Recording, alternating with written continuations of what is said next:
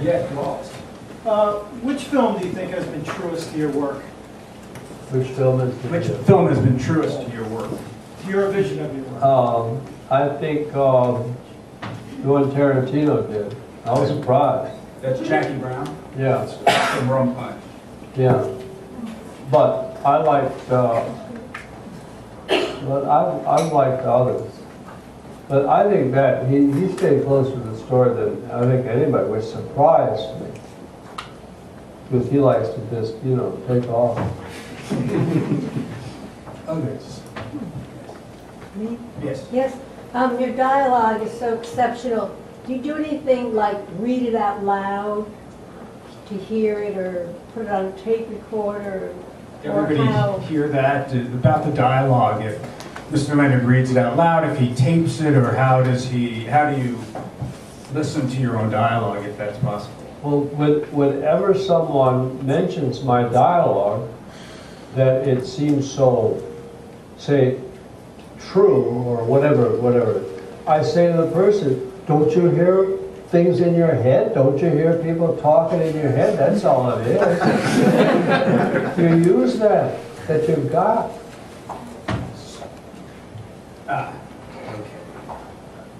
Hi. Yeah, you mentioned in a book earlier where you felt your style was changing. Around what book, or is there a book where you figured you've hit your kind of current style? Well, by the time I finished the Westerns, because they're all compiled, they're 30 Westerns in one big book, you know, and I think they all sound pretty much the same.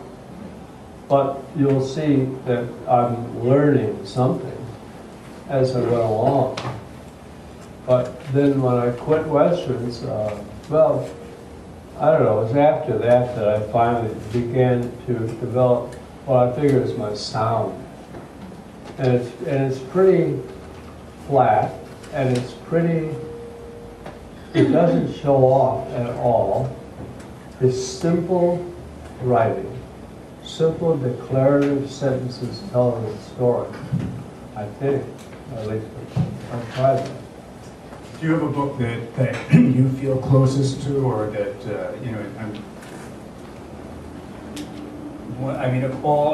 it's a well, I am a fan. I was going to say it's a fan question. So I like all of my books. Well, I really do.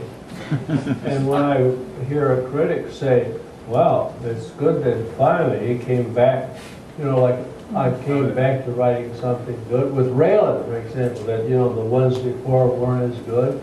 I said, where was he? What was he doing? I thought they were good. I liked all of them. That's great. Can you bring the mic over to Noreen there? I have a question about Raylan. When you were writing Pronto, did you know that did you envision writing a rap? Did you know that you would, that Raylan would be a character who would recur? Or were you just writing that one book and then later on decided to Yes, I was just writing that one book. And I don't think he developed too much in Pronto. Maybe he did, I don't know. But I must have liked him a lot to pick him up again, you know? And those were made into movies, television movies.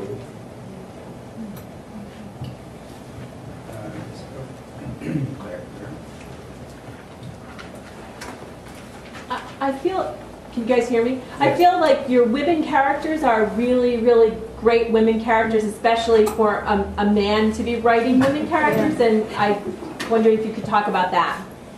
There was a woman that I knew with the Detroit News, I think, who reviewed one of my books, and she said that my feeling of women seems to be very close to Mickey Spillane's. And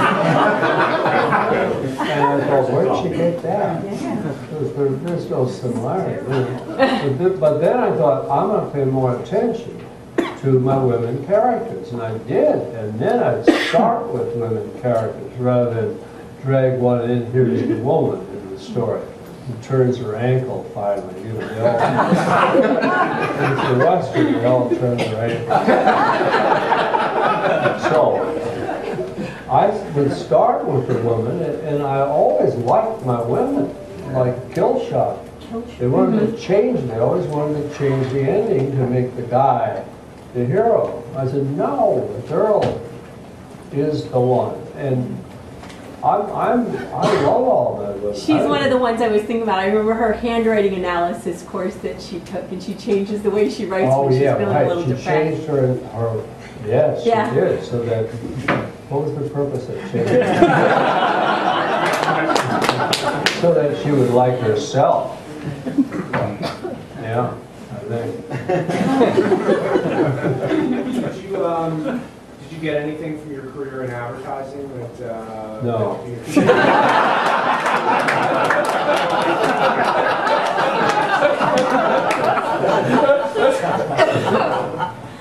Yeah, you talked about your research, and I read Ray one, and obviously you can see it in the background for the organ ceiling, right?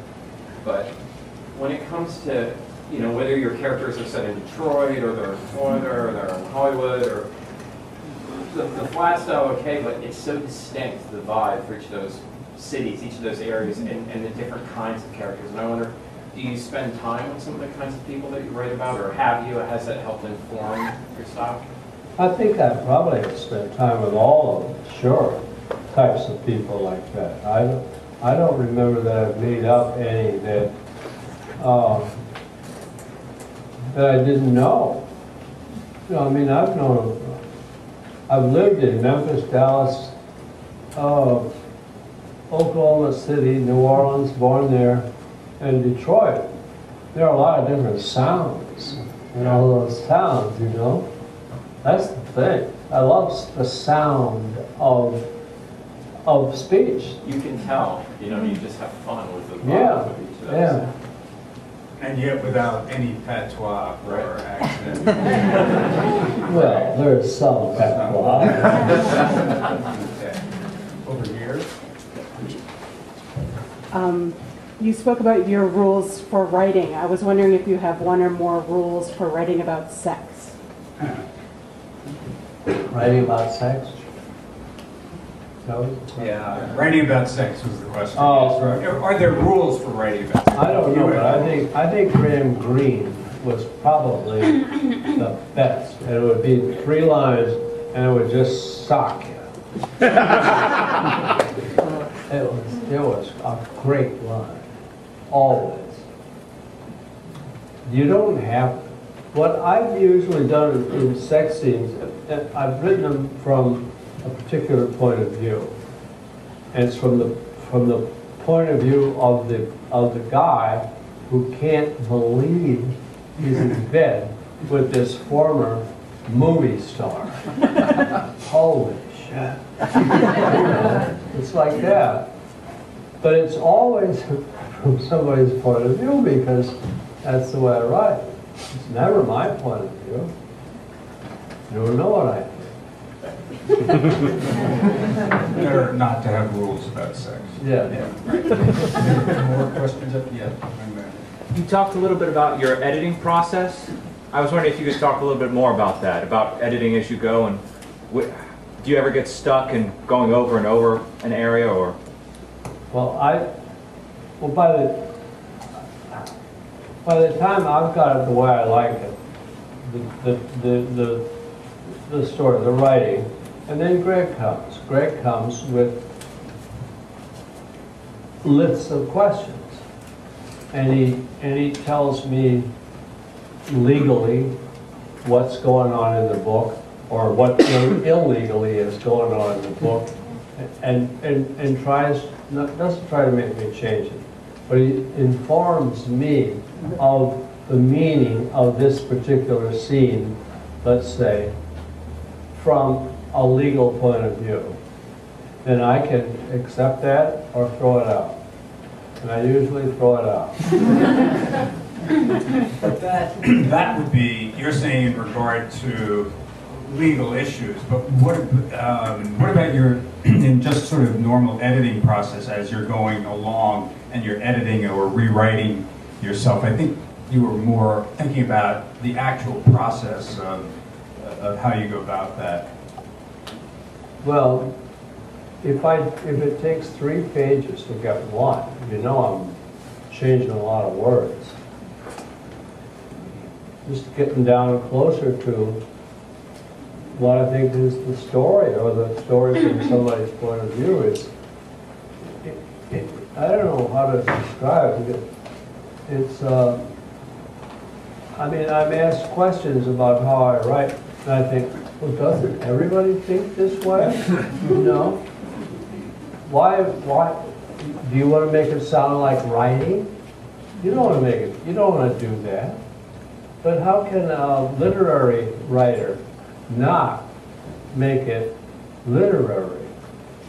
Use words that I feel don't belong in the book because they are not natural to a character, or they are so natural to the character that they're all intelligent people. Is he interesting or not? It's like Mary McCarthy saying she is separated. Where do you go with that? You read that in a book. She is separated. Do you know these people?